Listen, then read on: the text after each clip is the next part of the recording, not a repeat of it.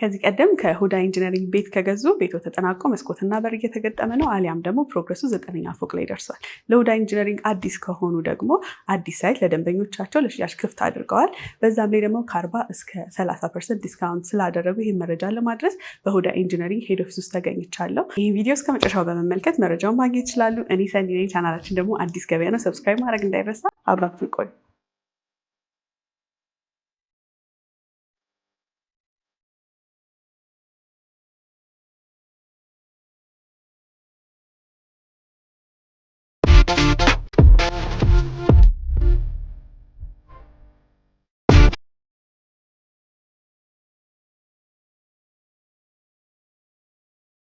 ሰላም እንዴት ናችሁ?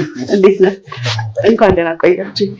ስመጣ በመንገዴ በኒያላ ሳይታችሁ መንገድ ነው የመጣሁትና ጥሩ ፕሮግረስ አድርጓል። እሱን ሳይት ማውቀው ከቁፋሮ ጀምሮ ነው ለተመልካቾች የሚያደርሱት ከዛ ጀምሮ ነው እና ጥሩ ፕሮግረስ አድርጋችኋል። ጥሩ ነው ሂደቱ ለማለት ነው። ከዛ በተጨማሪ ከ40 እስከ 30% ዲስካውንት ማድረጋችሁን እና ደግሞ አዲስ ሳይትም ደግሞ ለደንበኞቻችሁ ማውጣታችሁን ሰምቼ ነው የመጣሁት። ራስን ከማስታወቅ ጀምርልኝና መረጃውን ለተመልካቾች ይሰጥልኛል። ደስ ብሎናል። ስለዚህ እኛ ስንሰራ የሚያየን አካል አለ ማለት ነው። አሪፍ እንኳን በድጋሚ ወደ ኢንጂነሪንግ ላይ ስለመጣሽ አመሰግናለሁ። መልካም። እስካሁን በለጠ እባላለሁ የሁዳ ኢንጂነሪንግ ማርኬቲንግ ማኔጀር ነኝ። በጣም ጥሩ። ሁዳን ለማያውቁት እስቲ በተወሰነ ስለ ሁዳ ንገራል። መልካም። ሁዳ ኢንጂነሪንግ 2009 ላይ ነው የተመሰረተው። ከ2009 እስከ ዛሬ 3-4 ዓመት ድረስ ሲሰራ የነበረው ግንባታ ነው። ሂባ አርክቴክት ማለት ኩባንያ ያለው እሱ ዲዛይን ይሰራል። ሁዳ ኢንጂነሪንግ ደግሞ የግንባታ ስራው ነው ሲሰራ የነበረው። ቦሌ፣ መገናኛ፣ አያት፣ 4 ኪሎ፣ ፒያሳ፣ ወደ አያት፣ ወደ አጠናተራ እንዲሁም ቡልቡላ ላይ ግንባታዎች ስንገነባ ነበር። ሬዚደንሻል መኖሪያ ቤቶችን፣ ኮሜርሻል ህንጾችን ስንገነባ ነው ስንኖር ነበር ጨረታ እየወሰደን። እንዲሁም 24 አካባቢ ያለውን ደግሞ የስቴዲየም የሰፈር ውስጥ ያለውን ስቴዲየሞች የገነባ ነው እኛ ነበረን እና በማማከር እንዲሁም በግንባታ ነው ስንሰራ የነበረው እስካሁን ድረስ። እሱ የዛሬ 3-4 ዓመት ማርኬቱን አየነው። የሪል ስቴቱን ስንገነባላቸው የነበረን ሶስት ስለነበረ ማርኬቱን ስናየው ኦልሞስት ከ400 ሺህ እስከ 500 ሺህ ቤቶች ይፈልጋሉ።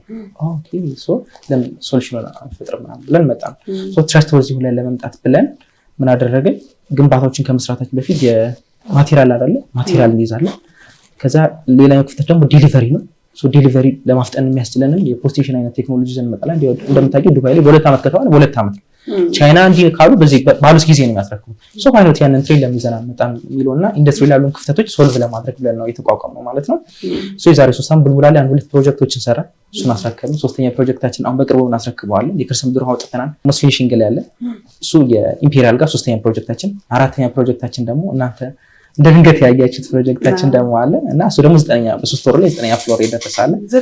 9ኛ በ3 ወር 9ኛ ነው የደረሰው። አሁን ደግሞ 5ኛ ፕሮጀክታችን ቦሌ 24 ላይ ደግሞ መተናል ማለት ነው። ቦሌን በፍቅር ነው የምንወዳት። ቦሌና ሁዳ ዙሪያ ነው እየገነባችሁ ያላችሁት። በጣም ጥሩ። ብዙ አዲስ ነገር ነው የሰማሁት። ዲስካውንት አለ፣ አዲስ ሳይት አለ፣ ፕሮግረስ ማድረጉም ደግሞ ከዚህ ቀደም ለሽያጭ ያወጣችሁት ህንፃ አለ እና ከአዲሱ ሳይት እንጀምር። ስለሱ መረጃ ስጠኝት አካባቢ ነው ያለው። መልካም። ሳይታችን የሚገኘው ቦሌ 24 ጊብሰን ትምህርት ቤት ፊት ለፊት ነው የሚገኘው። አስፋልት ዳር ነው የሚገኘው። አስፋልት ዳር ነው የሚገኘው። ኤል ላይ ያረፈ እስካሁን ሁዳ ከሰራው ፕሮጀክት ትልቁና ግዙፍ ፕሮጀክት ነው እውነት እና 3 ቤዝመንት አለው። G+20 ነው። መጨረሻው ቴራስ ይሆናል ማለት ነው። 3 ቤዝመንት ያው ፓርኪንግ ሌላኛው ክሊንት የሚቸገርበት ፓርኪንግ ነው። እሱን በሚገርም ሁኔታ ሶልቭ አድርገናል። ሌላኛው ኮሜርሻል ነው። በሂውጅ በሆነ መልኩ ይዘን የመጣነው ኮሜርሻል ነው። እስከ 5ኛ ድረስ ደግሞ ያለው ኮሜርሻል ነው። ያው እኛ ጋር እንደሚታወቀው ስቲም ጂም ሳውና ምናምን እንዳለ ሆነ መጨረሻ ላይ ደግሞ ከ5ኛ እስከ 19ኛ ደግሞ አፓርትመንቶች ናቸው ያሉት። አፓርትመንት ደግሞ ስንሰራ በጣም የተቸገርንበት ነገር ስቲል ያለው ላይ ራሱ ብዙ ቤት ያለቀው ቱ ቤድሩሞች ናቸው። ሶ ቱ ቤድሩሞች ችግር ስላለ 2 አይነት ነው ያለው። በአንደኛው ሴት 3 በአንደኛው ሴት 3 አለ። አጠቃላይ 6 ብለን ብናስበው ከ6ቱ 4ቱን ባለ 2 መኝታ ነው ያደረግነው። እሱ ላይ ስለሆነ የሰው ፍላጎት እውነት ነው። የሰው ዲማንድና ሰፕላይ አይደለም የምንጫወተው። በአንደኛው ሶልቭ ማድረግ ያለብን እሱ ስለሆነ ቱ ቤድሩሙን 4 አድርገናል። ባለ 3ም ደግሞ እንዳይቀርብልን 2 አማራጮች እንዲኖሩ አድርገን ነው እየገነባን ያለ ነው ማለት ነው። ሶ ሎኬሽኑ ለአዲሱ አይዲያ ባስ ስቴዲየም እንዲህ ቅርብ ለቅርብ ቢያቸው በቃ ለቦሌ ኤርፖርት ግልጽ ነው። መገናኛ 22 ገርጂ፣ ቦሌ፣ ኤድና ሞል የፈለጉበት ቦታ መሄድ ይችላሉ። ሃይማኖት ቦታ በቅርብ ርቀት፣ ማውንቴን ቪው፣ ሲቲ ቪው ጠቅላላ አድርጎ ያዘ ቢልዲንግ ነው ማለት ነው። በጣም ጥሩ። እስቲ ህንፃው ያለውን አሚኒቲ እናውራ። እንደ ሊፍት፣ ሌሎች መደበኛ ነገሮች መቼም በዚህ ከዚህ ቀደምም ከኢንጂነር ጋር ቆይታ ስላደረግን ሁዳ አይታማም። ግን እንደው አዲስ ነገር ቦሌ ላይ እንደመገንባቱ ምን ይዞ መጥቷል ከአሚኒቲ? መልካም ምንድነው ያደረግነው? አሁን ለምሳሌ እንዴት መሰለሽ ሌሎቹ ላይ ስናይ የነበረው አንዳንድ ሰው መኖሪያውንና የስራ ቦታው ቅርብ ለቅርብ እንዲሆንለት ይፈልጋል። ሶ ምንድነው ያደረግነው? ከግራውንድ ጀምሮ እስከ 5ኛ ድረስ ኦፊስ መሆን ይችላል፣ ሾፖችን መሆን ይችላል። ሶ መኖሪያ ቤቱ ላይ መግዛት ይችላል፣ ለታች ደግሞ ሾፖችን መክሬት ይችላል ማለት ነው። ሶ እዛው በዛው እንዲሆንላቸው አድርገናል። ሌላ በጣም ሰው ሲቸገር የነበረው ቱዊድር መኝታ ቤቶችን አትሊስት በአማራጭ ከ105 እስከ 120 ካሬ አማራጮች እንዲኖር አድርገናል። ያው የከርሰ ምድር ውሃ ማንታማበት ጉዳይ ነው። 24 አውጥተናል በነገራችን ላይ። ሶ እንደዛ ሁሉ የከርሰ ምድር ውሃ አውቶማቲክ ጄኔሬተር ጂም ስቲም ሳውና እነዚህ ነገሮች አሬንጅ አድርገንባቸዋል። ያው ለከተማ ቅርብ እንዳለ ሁሉ ማለት ነው። በጣም ጥሩ። እንግዲህ በዛ አድርጋችሁ ባለ ሁለት እንደገነባችሁ ነግረኸኛል። ግን አነስ ሲል ከባለ ስንት መኝታ ከፍ ሲል እስከ ባለ ስንት መኝታ አማራጭ ነው ማግኘት የሚችሉት? የካሬስ አማራጭ አላቸው ወይ የሚለውን አያይዘን ንገረን። መልካም። ባለ ሁለቶቹ ስንሰራ 3 አይነት አማራጭ እንዲኖር ነው ያደረግነው። 105 ካሬ አነስ የሚለው ካሬ ያደረግን። እዛ 115 ደግሞ ሁለት አማራጭ ነው። 115 ራሱ ሁለት አይነት አማራጭ አለው። እዛ ሌላኛው አራተኛው ደግሞ 120 ካሬ የሚባል አማራጭ አለ ማለት ነው። 105 አለ፣ 115 አለ እና 120 ካሬ ባለ ሁለት መኝታ ቤት አማራጮች ናቸው ያደረግነው። ሌላኛው ደግሞ ባለ 3 155 ካሬ ሁለት አማራጮች እሱ ራሱ ሁለት አማራጮች እንዲሞት አድርገን አሬንጅ አድርገን። በጣም አነስ ካለው ካሬ እንዲሁም ደግሞ አነስ ካለው መኝታ ክፍል ጀምርልኝና ዋጋቸው ምን ያህል ነው? በቅድመ ክፍያ ቤቱ የራሳቸው ማድረግ የሚችሉ ከሆነ አጠቃላይ ክፍያ ውስጥ ምን ያህል ይሆናል የሚለውን አያይዘን ንገረኝ። መልካም። አሁን የምነግርሽ ዋጋ ቦሌ ላይ ብቸኛው በእርግጥ የምነግርሽ ወራረደ በመቀነስ ነው ወይስ ዲስካውንት ተደርጎበት ነው? ዲስካውንት እሱም ለ10 ቤቶች ነው በነገራችን። ይሄ ለሳምንት ለወር የሚቆይ ነገር ሳይሆን እንደመጡ ደንበኞች እንዳጋጠሙበት አይነት ነውና በካሬ 74910 ብር ነው ዲስካውንት ተደርጎበት። በአንድ ካሬ 74910 ብር 105 ካሬውን ሲከፍሉ ቶታሉ 7 ሚሊዮን 800 ሺህ ብር ይመጣል። 7.8 ሚሊዮን ቫትን ጨምሮ ነው በነገራችን ምንም አይነት ጭማሪ ሳይደረግባቸው ቫትን ጨምሮ የሚገዙት ዋጋ ይሆናል ማለት ነው። 105 ካሬ ባለ ሁለት መኝታ። ሌላ 115 ካሬ አለ። 115 ካሬው 8 ሚሊዮን 600 ሺህ ብር ይመጣል። ሌላኛው 120 ካሬ ባለ ሁለት መኝታ አለ። እሱ በ8.9 ሚሊዮን ብር ምንም አይነት ዋጋ ሳይጨመርበት ቫትን ጨምሮ የቤት ባለቤት መሆን ይችላሉ። ባለ ሁለት መኝታ ማለት ነው። ሌላኛው ደግሞ ሙሉ ክፍያ ነው ካሽ ለሚከፍል ደንበኛ ማለት ነው። ሌላኛው ደግሞ 155 ካሬ አለ ባለ 3 መኝታ ሁለት አማራጭ አለው። ለሴም ካሬ ስለሆነ ባንዴ ነው የምነግርሽ። እሱም ያው ካሽ ለሚከፍል 74910 ብር ነው። ቶታሉ 11.6 ሚሊዮን ይመጣል። በ11.6 ሚሊዮን ቫትን ጨምሮ ምንም አይነት ጭማሪ ሳይደረግባቸው የቤት ባለቤት መሆን ይችላሉ ማለት ነው። ቦሌ 24 ፕሮጀክታችን ላይ በጣም ጥሩ አማራጭ ነው። ቅድመ ክፍያ የተወሰነ ብር ከፍለው በረጅም ጊዜ ክፍያ የመግዛት አማራጭ ካላቸው ቅድመ ክፍያው ስንት ፐርሰንት ነው? የሱስ ከዋጋው ላይ ምን ያህል ይሆናል የሚለውን እስቲ ንገረን። መልካም። እሱ ደግሞ ምንድነው አሬንጅ ያደረግነው በሁለት አይነት መልኩ ነው ያደረግነው። አንደኛው አንዳንድ ሰዎች በፕሮግረስ የሚፈልጉ ሰዎች አሉ። የሆነ ፐርሰንት ይከፍሉና ከዛ ፕሮግረሱን እያዩ ይከፍላሉ። ሁለተኛው ደግሞ በየ3 ወር በጀት ደግሞ ያላቸው ሰዎች አሉ። እኛ በፕሮግረስ ከሆነ በጣም ብዙ ደንበኞች እንደሚሄድባቸው እናውቃለን። ሁለተኛውን ኦፕሽን ሪኮመንድ አደርጋለሁ። ቅድሚያ 15% ይከፍላሉ። የቀረውን ደግሞ 85% በየ3 ወሩ የሚከፍሉበት ሌላኛው ሁለተኛው አማራጭ አለን ማለት ነው። ከ1.8 ሚሊዮን ብር ጀምሮ የቤት ባለቤት መሆን ይችላሉ ማለት ነው። ክፍያው ማለት ነው። በጣም ጥሩ። እንግዲህ ግልጽ አድርገልኛል ያከፋፈል ሂደቱን ታይም ቤዝድ ወይም ደግሞ ፕሮግረስ ቤዝድ እየተገነባ ይከፍላሉ፣ አሊያም ደግሞ በጊዜ ወቅት አስቀምጡልኝ በዛ መሰረት ክፍያ ይጨርሳለሁ ብለው ቅድመ ክፍያ 15% ከፍለው የቤት ባለቤት መሆን ይችላሉ። ሙሉ ክፍያ ግን ሲከፍሉ ጥሩ አማራጭ አላቸው። ምክንያቱም ዲስካውንቱ ከካሬ ስንት ነው? አንድ ካሬ ላይ ስንት ነው ያልከኝ? 40% ቅናሽ በካሬ 74 ሺህ ብር። እሱ ጥሩ አማራጭ ይመስለኛል። እንግዲህ እነዚህን ሁሉ በዚህኛው በአዲሱ በ24 ሳይታችሁ ላይ ነው ማግኘት የሚችሉት። እኔ በመንገድ ይሄን ያለውን ሳይት ስላየው እንደው ካለ ቤት ካላለቅ እሱ ላይ ያለውን አማራጭ በተወሰነ ብትነግረን ደስ ይለኛል። መልካም። እዛ ላይ ትንሽ ቤቶች ናቸው። ያው ቱ ቤድሩም ጨርሰናል። ያለው ፕሮጀክታችን 9ኛ ፍሎር የደረሰው እሱ ደግሞ ካሽ ለሚከፍል ደንበኛ 87395 ብር። በዛ ቢባል 2-3 ቤቶች ቢቀሩ ነው እዛ ላይ። በነገራችን ላይ እኛ የምንጨርሰው ከታች ነው። ልክ እየተገነባ ምናምን ሲሆን ነው ብዙ ቤቶች የሚያልቁብን። ከፍ እያለ ሲመጣ ዋጋዎች እየጨመሩ ስለሚመጡ ብዙም አይኖሩን ቤቶች። ጥቂት ቤቶች ናቸው የቀሩት። 140 እና 160 ካሬ የሚባሉ ባለ 3 መኝታ ቤቶች ናቸው የቀሩት። 140 ካሬ በ12.2 ሚሊዮን ብር ደሴም ምንም አይነት ዋጋ ጭማሪ ሳይደረግበት ቫትን ጨምሮ። ሌላኛው 160 ካሬ አለ። እሱ ደግሞ በ13.9 ሚሊዮን ብር የቤት ባለቤት መሆን ይችላሉ ማለት ነው። መልካም። የኒያላውን ሳይታቸው የት ነው ምን አለው ብዬ አልጠየኩት ተመልካቾች ከዚህ ቀደም መረጃውን ስላደረስኩ ነው። ግን ለማያውቁት እስቲ ኒያላ ስንል የትኛው ቦታ ላይ ያለው ሳይታችሁ ነው? ህንፃውስ ምን ያሟላል ነው በተወሰነ ለማያውቁት። መልካም። እሱ ደግሞ ደሴም ከቦሌ ወደ መገናኛ በምንሄድበት መንገድ ላይ ከኒያላ ሞተርስ ከፍ ብሎ ወይም ከደረጃ መዳቢሽ ፊት ለፊት ላይ ነው የሚገኘው ፕሮጀክቱ። ኦልሞስት አስፋልት ዳር ማለት ይቻላል። እዛ ላይ 2 ቤዝመንት G+17 እና ቴራስ ያለው ፕሮጀክት ነው ማለት ነው። እሱም የከርሰ ምድር ውሃ፣ አውቶማቲክ ጄኔሬተር፣ ጂም ስቲም ሳውና ፕሮጀክቱ ላይ አለ ማለት ነው። እዛ ፕሮጀክት ላይ አሁን እሱ 9ኛ ፍሎር ላይ ደርሷል። የቀረን 2 አማራጮች ብቻ ናቸው። ባለ 3 መኝታ ቤቶች ኦልሞስት ቤድሩሞችን ጨርሰናል። ይሄ ነው የሚገኝ ማለት ነው። ከአስፋልት ዳር ለሚፈልግ ደንበኛ ያንን ማድረግ ይችላል። ለማከራየትም ለመኖርም ኢንቨስት ለማድረግም አሪፍና ምቹ የሆነ ቦታ ነው። ማውንቴን ቪው አለው። ማውንቴን ቪው አለው። ተራራ ላይ እሱን ቪው አክሰስ ማድረግ ይችላል። 360 አክሰስ የሚያደርጉበት ፕሮጀክት ነው። በነገራችን ላይ ፕሮጀክት ስንስ ኤል ላይ ያረፉ ፕሮጀክቶች ነው ፕሪፈር የምናደርገው። የሁዳ ሆል ፕሮጀክቶች እስከ የምንሰራቸው እንዴት ነው እንደዚህ አይነት አቀማመጥ ነው ፕሪፈር የምናደርገው። በዚህ በኩል ናቹራል ላይት እና ቬንቲሌሽን አለ አይደል? እነሱም ደንበኞቻችን እንዲጎዱ አንፈልግም።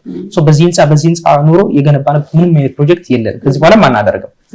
ምክንያቱም ያው ባለቤቶቹ ባለሙያዎች ናቸው፣ ኢንጂነሮች ስለሆኑ ፕሮጀክት ሲመረጥ ኤል ላይ ያረፈ ፕሮጀክት ላይትም ይሁን ብርሃንም ቪው እንዳይቸግሩ እያደረግነው ፕሮጀክት ነው።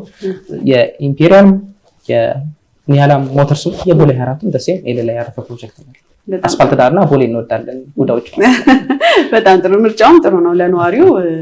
ይሄ የመተፋፈግ የመታፈን ነገር ወይ ደግሞ ብርሃን የማጣት የመጨላለም ነገር በመኖሪያ ቤታቸው ስለማይኖር ጥሩ ምርጫ ነው። እንደ ባለሙያ ደግሞ እናንተም ስለምታውቁት ነው። እንግዲህ ወደ ሳይቱ ልሂድና እነዚህ ህንፃዎች በምን ያህል ጊዜ ተገንብተው ለደንበኞች ሊረከቡ እንደ እቅድ ተይዟል? የኛን ቪዲዮ አይተው ሁዳና ነው ደግሞ ከእናንተ ለገዙ ተመልካቾቼ የኒያላ ሞተርስ ሳይታችሁ ፕሮግረስ አድርጓል። እኔም ስመጣ አይቼዋለሁ። ምን ያህል ነው ፕሮግረስ ያደረገው፣ ቤታቸው ምን ደርሷል የሚለውንም ደግሞ ለነሱ ለማድረስ እዛ በአካል ሄጄ የተወሰነ መረጃ ለነሱ ላድርስ። ደስ ይለናል። እንደ ካምፓኒ እኔ በአንደበት የነገርኩሽ ነገር ቃልም በተግባር ልጅ ደግሞ ሳይቱን በማየት ማረጋገጥ መት ይሆናል ማለት ነው። በጣም ነው የማመሰግነው ስለሰጠኝ መረጃ። መልካም ቀን ይሁንላችሁ። መልካም ገበያ። እንግዲህ ከዚህ ቀደም በሁዳ ኢንጂነሪንግ ኒያላ ሳይቱ ላይ ተገኝቼ ከዛሬ 4 ወር ገደማ በፊት ያለበት ፕሮግረስ ቁፋሮ ላይ ነበር። ዛሬ ላይ ደግሞ 10ኛ ፎቅ ገደማ ደርሷል። ከዚህ 4 ወር በፊት ከነበረው አሁን ላይ ፕሮግረስ ያደረገው በጣም ጥሩ ነው። በቃላቸው ጥሩ እየገነቡ ነው ያሉት። ከኢንጂነር ጋር ወደ ውስጥ ገብቼ አሁን ያለበትን ሁኔታ ከዚህ በኋላ በምን ያህል ጊዜ ተጠናቆ ለእናንተ የሚረከብ ይሆናል፣ እንደዚሁም ደግሞ አዲሱ ሳይታቸው 24 ያለው ሳይታቸው አሁን ያለበትን ፕሮግረስ እና እንዲሁም ደግሞ ከዚህ በኋላ በምን ያህል ጊዜ ተገንብቶ ተጠናቆ ለእናንተ የሚረከብ ይሆናል የሚለው ወደ እናንተ ማድረስ ይሆናል። አብራችሁ ቆዩ። ሰላም ኢንጂነር፣ እንዴት ናችሁ? ሰላም ነው አለኝ ይመስገን። እንዴት ናችሁ? አዎ አይደለ? ደግሞ እናንተም ሰርፕራይዝ አደረጋችሁኝ በዚህ አጭር ጊዜ። ስንተኛ ላይ ነው የደረሰው? አሁን 10ኛ ወለል ላይ ደርሰናል። ወይም 10ኛ ፍሎር ላይ ማለት ነው። በጣም ነው ለኔም በጣም ደስ ያለኝ። ቅድም ወደ ቢሮአችሁ ሳልፍ አይቼው ነበር በመንገዴ፣ ተገርሜ ነው ያለፍኩት። ጎብዛችሁልናል፣ በርቱልን እላለሁ። ግን ለማያውቁ ተመልካቾቼ እኔ ህንፃው ያለበት ፕሮግረስ ሰርፕራይዝ ስላደረገኝ ወደዛ ሄድኩኝ። ራስን ከማስታወቅ ጀምሮ። እሺ፣ ኢንጂነር አሰፋ እባላለሁ። የሁዳ ኢንጂነሪንግ የፕሮጀክት ኒያላ ፕሮጀክት ኃላፊ ነኝ። እንግዲህ እዚህኛው ፕሮግረስ ላይ ለመድረስ ምን ያህል ጊዜ ፈጀ? እንግዲህ እዚህኛው ፕሮግረስ ላይ ለመድረስ እንግዲህ አሁን ያለንበት 10ኛ ወለል ላይ ነው። እንግዲህ 3 ወር ከ14-15 ቀን አካባቢ ደርሶታል። ኦልሞስት ወደ 4ኛ ወራችን እየገባ ነው ማለት ነው። እንግዲህ ባለው ሁኔታ ውስጥ እቅዶቻችንን በአግባቡ እያከናወንና ባቀድነው በመሰረት እያስኬድ ነው ያለ ነው። እቅድ ብቻ ማሟላት ራሱን ችሎ በቂ አይደለም። የስራ ፍጥነትና ጥራትን ደግሞ ባስጠበቀ መልኩ ነው። ሁዳ ኢንጂነሪንግ አንዱ ለየት የሚያደርገው ጊዜውን በአግባቡ መጠቀም ብቻ ሳይሆን ስራዎቹንም በአግባቡ መስራት፣ በፍጥነትና በጥራት ላይ ምንም ድርድር ሳያደርግ አሁን ያለበት እንግዲህ ስታትስ ላይ እንድንደርስ የቻልንበት የድርጅታችን እቅድና ፕላንም ስለሆነ ነው ማለት ነው። ከዚህ በኋላ ተገንብቶ ተጠናቆ ለደንበኞች ለማስረከብ ምን ያህል ጊዜ ነው የሚወስደው? እንግዲህ ከዚህ በኋላ ለደንበኞቻችን ሙሉ ለሙሉ አጠናቀን በነባር ሳይታችን ኢምፔሪያል ላይ ባለው የስራ ጥራትና ፍጥነት እንግዲህ ከዚህ በኋላ የ5 እና የ6 ወራት ጊዜያቶች ይኖርናል ማለት ነው። ኦልሞስት በ10 ወር ነው ያቀድነው። በዚህ 10 ወር ውስጥ እንግዲህ ስራችንን ለማጠናቀቅ የሚያስፈልጉን ግብዓቶቻችን የሚያስፈልጉን የሰው ኃይላችንን ከእንደገናም ደግሞ ከኛም በኩል የሚፈለገውን የፕሮጀክት እገዛና ፕሮጀክት ክትሎችን አጠናክረን እየቀጠልን ያለ ነው። እንግዲህ በቀጣይ 5 እና 6 ወራቶች ውስጥ ከነባር ሳይታችን በተሻለ የፕሮጀክት አፈጻጸም ላይ እናደርሰዋለን ብለን እናስባለን። መልካም እንግዲህ አዲስ ሳይት አሁን ለደንበኞች ለሽያጭ ክፍት አድርጋችኋል። ቦሌ 24 አካባቢ እሱ አሁን ያለበት የግንባታ ሁኔታ ምን ላይ ነው? ከዚህ በኋላስ ተገንብቶ ተጠናቆ ለደንበኞች ለመረከብ ምን ያህል ጊዜ ይወስዳል? እሱም እንግዲህ አሁን እንደዚሁ በ10 ወራቶች ውስጥ ነው ተመሳሳይ ስታተስ ላይ ለማድረስ እያሰብን ያለ ነው። እንግዲህ ገና ኤክስካቬሽን ስራ ላይ ነው። ከኤክስካቬሽን ስራዎች ደግሞ ይሄ ትንሽ ለየት የሚያደርገው ሃርድ ሮክ ወይም ደግሞ ጠንካራ የድንጋያማ መሬት አጋጥሞን በሁለት ማሽኖች ኤክስ ጃካመር የሚባል የማቴሪያል ተጠቅመን እየሰራ ነው የምንገኘው። እንግዲህ የአንድ ሳምንት ሆኗል መቆፈር ከጀመረን። በአንድ ሳምንት ላይ አመርቂ የሆነ ያው ሁዳ ኢንጂነሪንግ የሚለየው እንግዲህ ክትትል በማድረግ ነው። ፕሮጀክቶቻችንን እንግዲህ በቅርብ ርቀት ነው የምንከታተለው። ጥሩ አፈጻጸም ላይ እንገኛለን። በቀጣይ 10 እና 9 ወራቶች ውስጥ ያንን ፕሮጀክት እንግዲህ እንደተለመደው ሁዳ ኢንጂነሪንግ ቃልን በተግባር በሚለው መርሁ በፍጥነትና በጥራት እንግዲህ ለከስተመሮቻችን ከሰርፕራይዙ ጋር ይጠብቃቸዋል ብዬ አስባለሁ። በ10 ወር ነው የ24 ሳይት የሚረከቡት ነው እቅዱ። ስኬጁላችን 10 ወር ነው። እንግዲህ ከከስተመሮቻችን ጋር ደግሞ በቢሮ ደረጃ ደግሞ አግሪ የሚያደርጉበት የራሱ የሆነ ህግ አካሄድ አለው። ያንን እንግዲህ በማርኬቲንግ ቢሮ በኩል የሚያገኙት መረጃ ይሆናል። እንደኔ ደግሞ እንደ ፕሮጀክት የሰጠኝ አቅጣጫ ደግሞ በዚህ 10 ወር እና በ12 ወር ውስጥ ፕሮጀክቶቼን ዴሊቨሪ የማደርግበት ሚንስ እንድፈጥር ነው። እንግዲህ አሁን ባለው ሁኔታ ላይ እስካሁን ፕሮጀክቶቻችን እየመራንበት ያለበት ሂደት አለ። ያንንም እንግዲህ በዛ ልክ የምንመራና በዛ ልክ ደግሞ ፕሮጀክት አፈጻጸማችንን የምናስተካክል ከሆነ ሌሎች ፕሮጀክቶቻችንን በተባለው ልክ ማናስረከበት ወይም ደግሞ ዴሊቨር ማናደርግበት ምንም አይነት ምክንያት የለም ማለት ነው። መልካም እንግዲህ ይሄኛው ሳይት በተለይ እያየሁት ነው እዚህ የደረሰውና በጣም ደስ ብሎኛል። የኛን ቪዲዮ አይተው ሁዳን አምነው ከእናንተ ለገዙም ደንበኞች ቤታችሁ ጥሩ እየተገነባ ነው እንኳን ደስ አላችሁ ማለት ፈልጋለሁ። ለእናንተም በርቱልን። ለአዳዲሶቹ ሳይታችሁ በዚህ ኢነርጂ በዚህ ፍጥነት ደንበኞቻችሁን የምታስደስቱ እንደሚሆን ሙሉ እምነት አለኝ። ጊዜን ስለሰጠኝ ከልብ ነው የማመሰግነው። ስራ አቋርጠህ ነው ሰዓትን ያስኩትና አመሰግናለሁ። በመጨረሻ ለተመልካቾቼ ስለ ሁዳ ማለት የምፈልገው ነገር ካለ እድል አመሰግናለሁ። እንግዲህ እናንተም እንግዲህ በየጊዜው እየመጣችሁ ቃልን በተግባር የሚለው መርሃችንን ቃላችንን እየሰጠናችሁ በተለያየ ጊዜ እየመጣችሁ ደግሞ ተግባራችንን እያያችሁ አፕሪሼት የምታደርጉበት መንገድ ለከስተመሮቻችን ተደራሽ የምታደርጉበት መንገድ ትልቅ ነውና እሱን ከልብ እያመሰገንን ምናልባት እንግዲህ ሁዳ መነሻውን መድረሻውም ቃልን በተግባር ነው። ሰው ተኮር ነው እየሰራን ያለ ነው። የዜጎች ኃላፊነት አለብን፣ የሀገር ኃላፊነት አለብን። ገንዘብ መቀበል ገንዘብ መውሰድ ብቻ ሳይሆን መሸጥ ብቻ ሳይሆን የምንሸጠው ወይም ደግሞ የምንቀበለው ገንዘብ የሀገር ሀብት መሆኑን አውቀን እንደ ሀገር እየሰራንበት ያለበት ሂደት የስራ ባህልን ከመቀየር አንጻር 24 ሰዓት ነው እየሰራን ያለ ነው። 7/24 ነው እያከናወንን ያለ ነው። ይሄንን እንግዲህ አፈጻጸማችን የተሻለ ፕሮጀክቶችን በተሻሉ ሎኬሽኖች የተሻሉ ስራዎችን በጥራትና በፍጥነት እየሰራን በአጭር ጊዜ ዴሊቨር እያደረግን ነው። ሁዳም ቤተሰቦቻቸው እንዲያደርጉ እንፈልጋለን። ቃላችን እየሰሙ ተግባራችን እየመጡ ደግሞ እየጎበኙ ደግሞ በእኛ ላይ ያላቸው እምነት የጸና እንዲሆን እንፈልጋለን። እኛ ከምን ነገር በላይ ከስተመሮቻችን የጀርባ አጥንቶቻችን ናቸው። እምነት ከምንም በላይ የቃል ዕዳ ነው። እምነታቸውን ሰጥተው በተግባር ደግሞ እኛ ስራ ላይ 24 ሰዓት የሰራ እንገኛለን። ያንን ደግሞ ተግባሩን ደግሞ በሳይት ጉብኝት ማራገጥ ይችላሉ። ሁዳ ለሁሉም ቤተሰብ ነው፣ ለሁሉም ቅርብ ነው። ሁሉም ሰው የራሱ አድርጎ እንዲያስበው እንፈልጋለን። በተለየ መልኩ ደግሞ ከታች በምናስቀምጥላቸው የስልክ አድራሻ ወይም ኢንስታግራም ወይም የቴሌግራም እንዲሁም የዩቲዩብ አድራሻችን ሁሉንም መረጃ ማግኘት ይችላሉ። በተረፈ መልካም የስራ ጊዜ ይሁንልን። አመሰግናለሁ። መልካም ቀን፣ በርቱልን። አመሰግናለሁ።